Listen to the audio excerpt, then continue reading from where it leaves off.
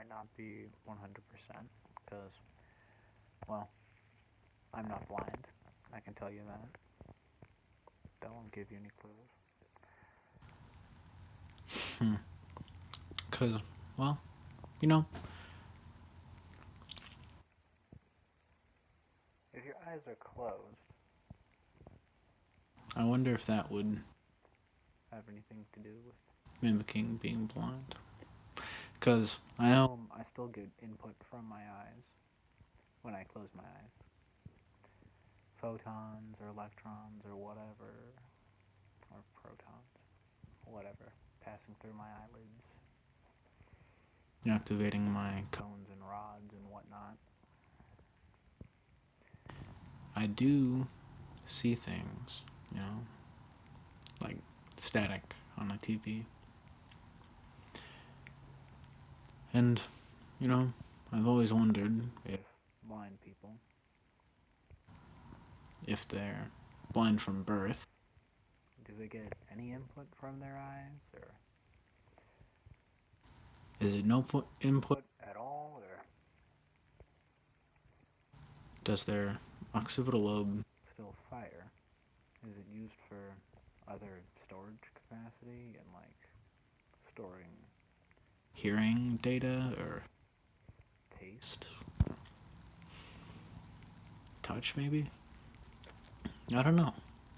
Because it's not like the brain would. Waste that area. And if eyes couldn't Be used to get input from light, if they were a. quote unquote useless appendage for a blind from birth person, you would then have to ask yourself, well, would the brain still allocate that space to processing. visual information? And I've always wondered This because when you sleep, or when I sleep. I don't know about you, but when I sleep, if I do remember my dream, I remember it like a movie. And, well, for me, when I remember anything, I move around like a 3D camera stuck in like a frozen little video. If you were like playing back a little video game session or something. Spectator mode. And I don't know if that's It's just me or if everyone can go third person. in their memories. But if I've been in a place, I can remember whatever I've seen. So as long as I've seen 360, I can be 360. And I don't know if that's just my. occipital lobe, or that's my entire brain. Because If I want to, I can look at something like a box or a wall, and I can see the vertices and the points and the, you know, angles and edges. whatnot, and I'll make a little 3D render in my head. I'll see it, and I can transform it. And if I want to, I can mold it, and I can take a little snapshot of that, and I can draw it. and I don't know about other. People, but I find it useful. Makes Tetris pretty fun. Though I'm not one of those people who can get a million. Though I will say, It makes packing cars easy, packing trunks, organizing rooms. and doing stuff like that. But is that just my occipital? Can't find an answer. Or is it my entire brain firing in unison? Because I do use shapes. I mean, I see a wall and I see a rectangle or a square. And I see a box and I see a cube, rectangular prism, or what have you. And if I look look at my cup, I see a cylinder, but it's got a top off of it, so it can be filled filled, because with cup, which is different from a bowl somehow. because it's taller, I guess. Honestly, I'll get into it later. The point being, If a blind person, is blind from birth, are they able to get any input from the eyes? I assume not, but that means they wouldn't have a concept of color, because no matter how you want to slice it, light does have some color form, even if it is white or black. Okay? And if you look at it from different perspectives, you'll notice there's usually four things. And with light, there's a light producing source, a light absorbing object, whatever it may be. So, with a light producing thing, you have the sun, and with a light absorbing thing, you have, uh, say, skin. Okay? So, that skin would absorb pretty much every single wave of visible light, at least. and the Color you see would be whatever is reflected off of that skin or object, whatever you're looking at, it doesn't matter. And of what you see, that's what hasn't been reflected off of whatever rough surface the light has reflected off of in the first place. So, take a wall. If it's not a mirror or steel or polished or whatever, uh, you might notice sound might echo less. Well, that's because it's got more things it's ricocheting off of. Well, same thing with light. They're both waves. You can treat them both that way. I don't see why not. They both travel in a sphere from a light source. If the light source is spherical, obviously. But looking at that, if they can't have input from their eyes, then I don't see how they'd have any knowledge of color or light or dark, would they? Aside from what we've told them and related them to, but it's not like they would see it. They would only know it by the shape or the color that we've told them it is. Like, if you were to say a banana is yellow, and they would ask you, what the fuck is yellow? Well, then you'd have to ask yourself, how do I tell a person who's never experienced color of any sort what color an object is? And then you'd have to ask yourself, well, how do I experience this object outside of its color? And then you'd have to ask yourself, well, what is color to me?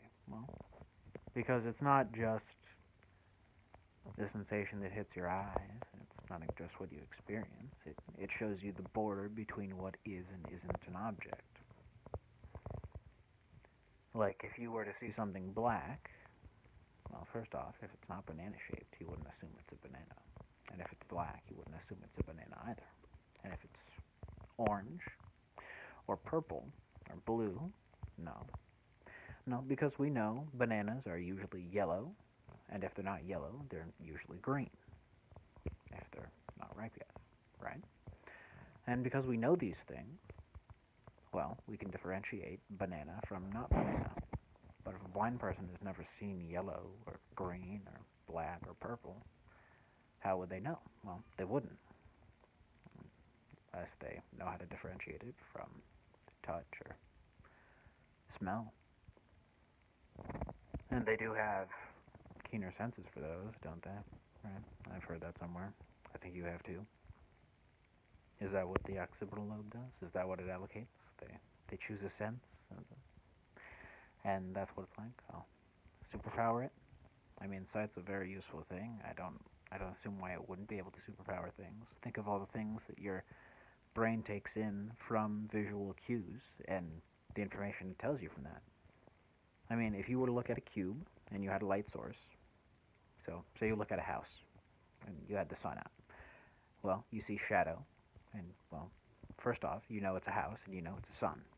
Well, how do you know those things? Well, you look up and you see a light source and it's in the sky, and, well, things in the sky that are bright are usually from space, and things in space that are not going to explode the planet are usually planets and comets in the Oort cloud and other things, and then the sun.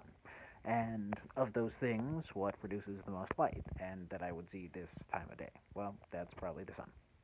See, we make all of these assumptions and we say there's the sun in the sky, but we know through context that these are the things. But a blind person who can't hear the sun because space, and has never seen the sun because blind, would never have any clue about the sun unless we told them about it.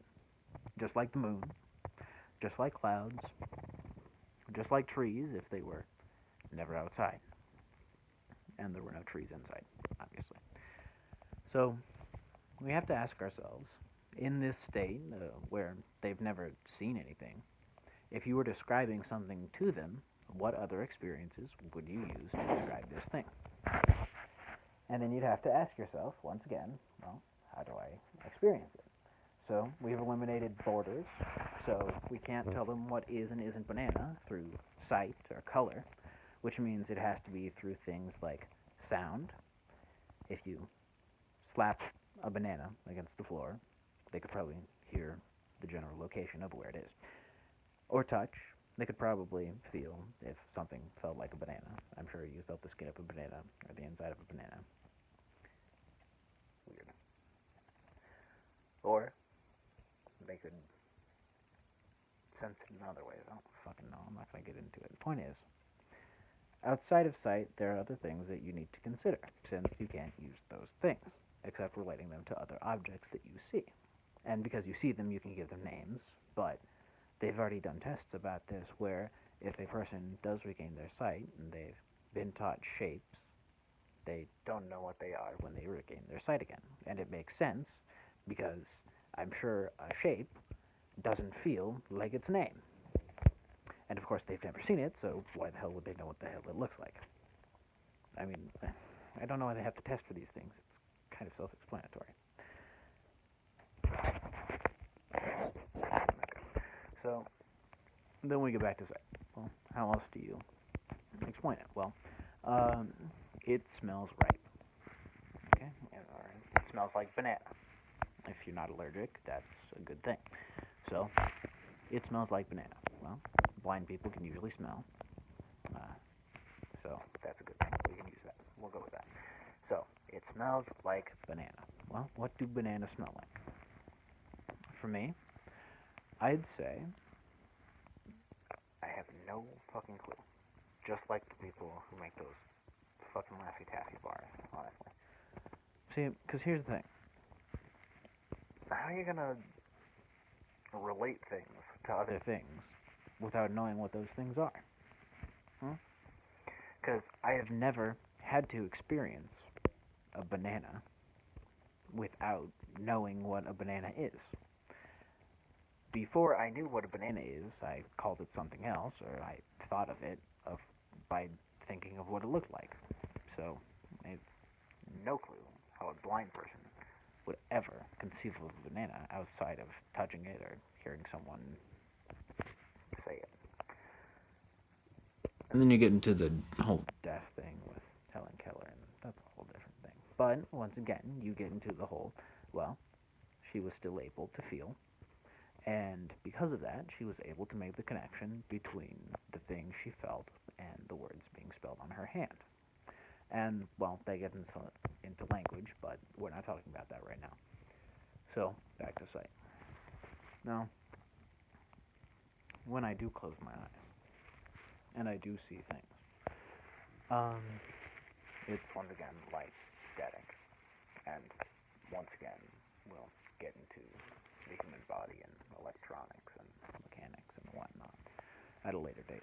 But in this state, my brain is receiving a mix of maximum and minimum information, in that my eyes are closed, so it's not receiving any quote unquote light from my eyes, and that I'm not looking for anything because I cannot see. Though I do see things because my eyes are still picking up light or energy of a sort. Vice versa, same thing.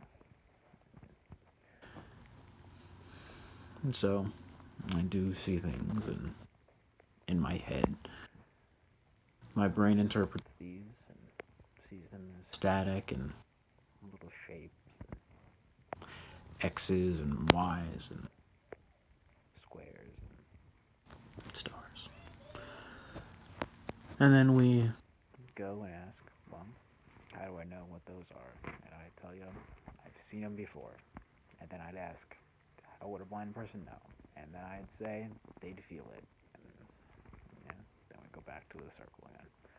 See, because here's most of the questions we ask nowadays have already kind of been answered already. And if you do look to the past, see what I did there, because anyway. if we do look to the past, we notice things kind of repeat over and over again. And when we do this, you'll notice how they do that, how they repeat. And I'll tell you exactly how they repeat.